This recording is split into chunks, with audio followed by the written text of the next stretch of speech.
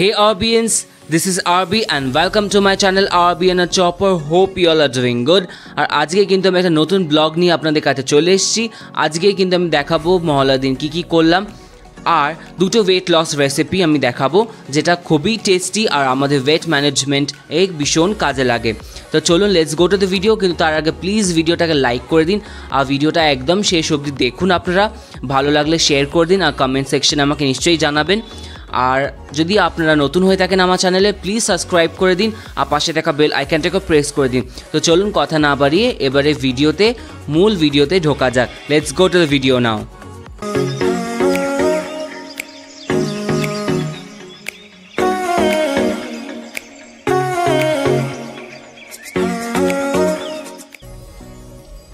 এখন ভোর 3:45 বাজে। আমি উঠে পড়েছি একদম সকাল একদম দেখুন আলো ফোটেনি।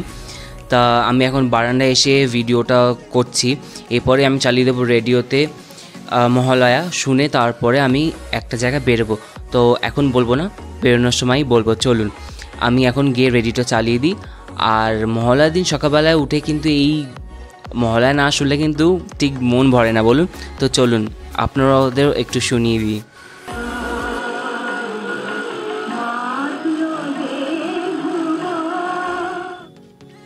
এখন ঠিক বাজে 5:05। তো ভোরের যে আলোটা কি সুন্দর লাগছে দেখুন। আমি চা হাতে নিয়ে বারান্দায় চলে এসেছি। ভালোভাবে আলো ফুটলেই আমি বেরিয়ে পড়ব। তো যাব, সেখানে যেতেই আপনাদের সাথে কথা হবে। চলুন যাই। হ্যাঁ, বেরিয়ে পড়েছি, কিন্তু তার আগে দেখুন আকাশের অবস্থাটা। আমি ছাতা নিয়েও বেরোইনি, আমার ভয় লাগছে যদি বৃষ্টি হয় মুশকিল হয়ে যাবে। তো আমি এখন যাচ্ছি নার্সারিতে। তো কটা আমি গাছ কিনবো, মহালয়ার দিনে কটা গাছ আমি লাগাবো। কিন্তু নার্সারির ভেতরে মনে হয় আমাকে ভিডিও করতে দেবে না। এর আগেও আমি গেছি, আমাকে ভিডিও করতে দেয়নি। যাই হোক, যদি ভিডিও না করতে পারি তাহলে কিছু মনে করবেন না। আমি গাছ যেটা আমি কিনবো সেটা আপনাদের সাথে শেয়ার করবো বাড়িতে নিয়ে এসে। তো চলুন যাই। আমি চলেই এসেছি বাড়ির কাছাকাছি। তো চলুন ভেতরে গিয়ে আমি গাছ লাগিয়ে দেখাবো আপনাদের। হ্যাঁ দেখুন, এটা আমি কিনেছি। আমাকে এটা যারা নাম জানেন তারা আমাকে কমেন্টে জানান, আমি ভুলে গেছি অলরেডি। যাই হোক, এটা একটা কিনেছি স্পাইডার প্লান্ট, ভীষণ পছন্দ আমার। আর এটা আমি লাগিয়েছি বেসিনের কাছে। আর এখানে এটা আমি নিজে বাড়িতে করেছি সর্ষে দিয়ে, মানে মাইক্রোগ্রিনস। এটা আমি নিজে করেছি। আর এটা আমি রেখেছি ওটিজির মাথাতে, খুব সুন্দর লাগছে। তো এইখানে আমি আর একটা লাগিয়েছি, এটা হচ্ছে স্নেক প্লান্ট। এটাও ভীষণ ভালো লাগে, একদম ছোটো অবস্থায় কিনে এনেছি। এটা একটু বড় হলে আরও খুব ভালো লাগবে দেখতে। তা আরও একটা আমি কিনেছি, সেটা হলো এই সাকলেন্সটা।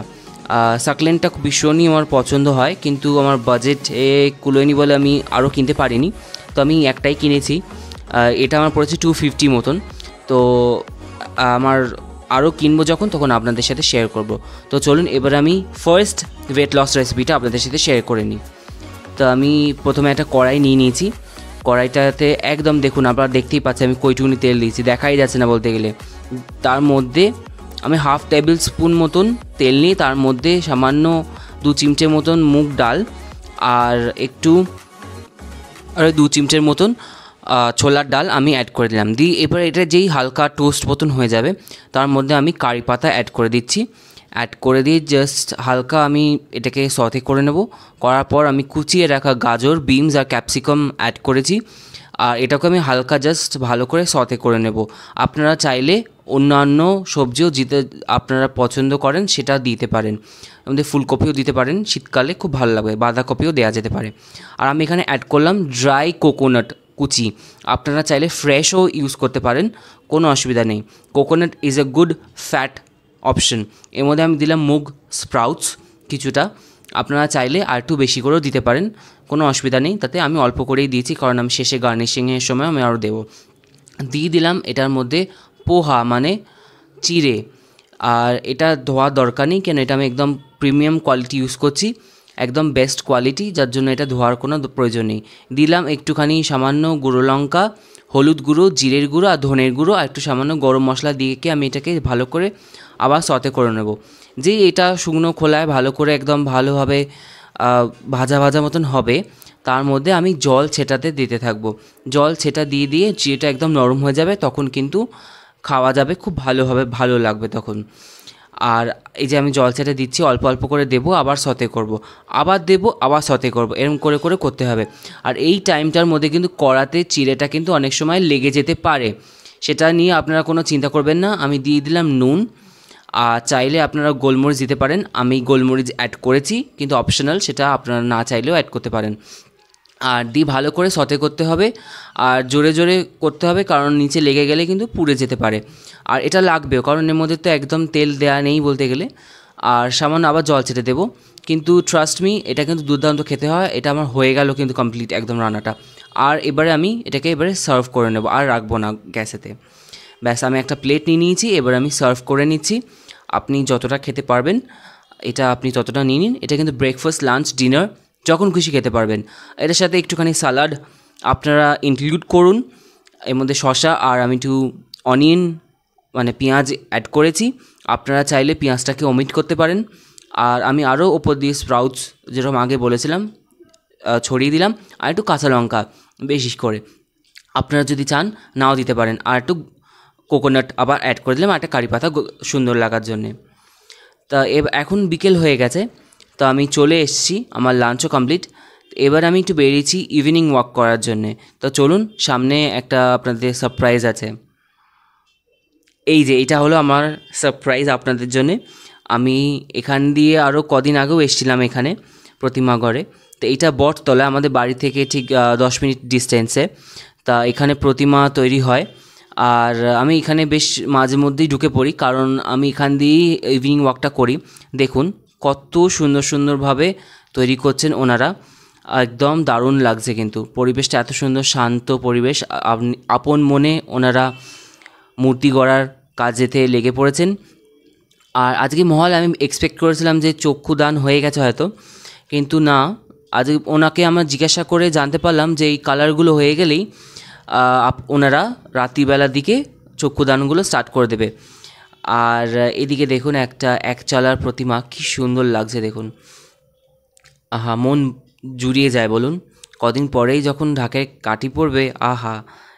এই যে উনি রং করছেন, রংটা কিন্তু 2 থেকে 3 ঘন্টার মধ্যেই শুকিয়ে যায়, আমি জিজ্ঞাসা করে জানতে পারলাম। তারপরেই ওনারা চক্ষুদান যেগুলো ডিটেলস থাকে সেগুলো ডিটেলিং করেই তারপরে একদিন জাস্ট শুকানোর টাইম দিয়ে ওনারা কিন্তু শাড়ি, কাপড়, মুকুট এগুলো লাগানোর কাজেতে ওনারা লেগে পড়েন। তারপর এই দেখুন, এই সাইডটায় দেখুন উনি কি সুন্দরভাবে রং করছেন, ওনাদের হাতে কাজ এত সুন্দর, আমি সামনে থেকে দেখেছি তাই জন্য বলতে পারছি, জাস্ট ফাটাফাটি। পাশেই দেখুন এখানে কিন্তু চক্ষুদান করা শুরু হয়ে গেছে অলরেডি, আমি দেখতেই পাচ্ছি, দেখুন কত সুন্দর লাগছে। ওইদিকে বড় ঠাকুরও রয়েছে, এখানে ছোট সাইজের একটা ঠাকুর, খুব সুন্দর দেখতে লাগছে, ছোট সাইজের, খুব ভালো লাগে। তো চলুন এবার বাড়ি ফেরা যাক, বাড়ি গিয়ে আর একটা রেসিপি। হ্যাঁ, এবার বাড়ি চলে এসেছি পরিষ্কার হয়ে, ফ্রেশ ট্রেশ হয়ে। আমি কিন্তু সেকেন্ড রেসিপিটা আপনাদের সাথে শেয়ার করব। তা এখানে আমি চিকেন ব্রেস্টের থেকে বড় বড় করে পিস করে নিয়েছি। তা এইটার মধ্যে কিন্তু আমি একদম হাং কার্ড ইউজ করব, মানে কোনো জল থাকা যাবে না, এটা কিন্তু কম্পালসারি একটা মাস্ট স্টেপ, যে এর মধ্যে একদম জল থাকা যাবে না, একদম পুরো হাং কার্ড দরকার আমার। এর মধ্যে আমি দিয়ে দেবো হচ্ছে গ্রিন চিলি পেস্ট, আর একসাথে গার্লিক আর জিঞ্জার পেস্ট করে নিয়েছি। আর এর মধ্যে দিলাম হচ্ছে হলুদ গুঁড়ো, আর আমি একটু দেবো সামান্য জিরের গুঁড়ো, তারপরে দেবো হচ্ছে ধনের গুঁড়ো। আর আপনারা চাইলে কিন্তু আলাদা আলাদা করেও লঙ্কা আর আদা রসুনটা বাটতে পারেন, কিন্তু আমি একসাথেই বেটে নিয়েছি সুবিধার কারণে। আমি দিলাম একটু লঙ্কার গুঁড়ো আর একটু গরম মশলা, আর একটু সামান্য জোয়ান, আর গোলমরিচ আর নুন স্বাদ অনুযায়ী। এটা দিয়ে কিন্তু ভালো করে ম্যারিনেট করে রাখবেন। আর লেবুর রসটাও দিতে পারেন আপনারা, যদি লেবুর না থাকে তাহলে ভিনিগারও অ্যাড করতে পারেন, তাতে কোনো অসুবিধা নেই। আর এবারে দেখুন আমি একটু কাঁচা লঙ্কাও দিয়েছি এর মধ্যে, আপনারা চাইলে কিন্তু সেটা অ্যাড নাও করতে পারেন। আমি একটু ঝাল পছন্দ করি বলে ঝালটা বেশি করে দিচ্ছি। এবারে সব কিছু ভালো করে একসাথে মিক্স করে নিতে হবে, করে ভালো করে ম্যারিনেট করে আপনারা রেখে দিন।